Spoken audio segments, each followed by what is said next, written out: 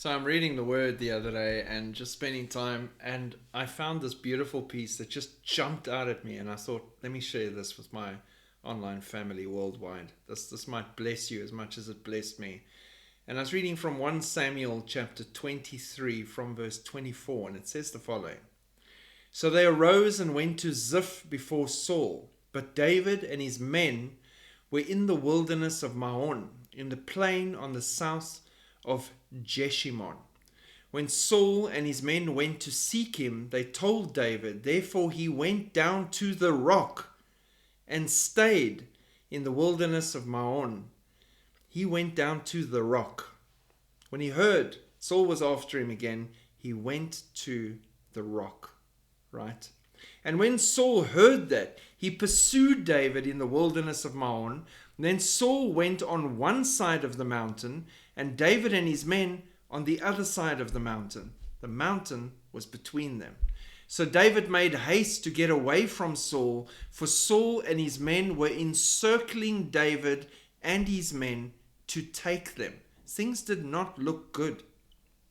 But a messenger came to Saul, saying, Hurry and come, for the Philistines have invaded the land. Therefore Saul returned from pursuing David and went against the Philistines. So they called the place the Rock of Escape. Then David went up from there and dwelt in the strongholds at En-gedi. The Rock of Escape. He immediately, when he heard he was being pursued, went to the rock of the ages, and he stayed there.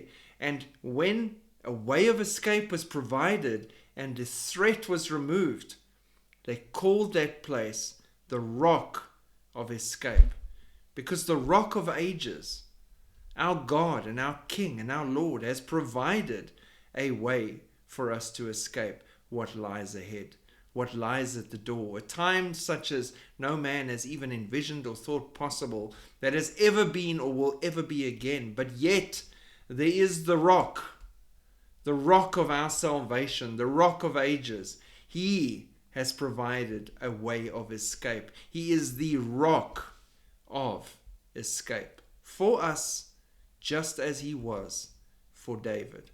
And we too will go and dwell in the place with many waters, like En-gedi. In the midst of a desert, there was this place, En-gedi, that was lush with waters and fountains of waters. It was a place where the goats could frolic and just be at peace. And we have the living waters that we will be by permanently. Our rock of escape. God bless. Spend more time in the Word. It is chock full of so many amazing things to uplift you, build you up, and strengthen you for a time such as this. Shalom.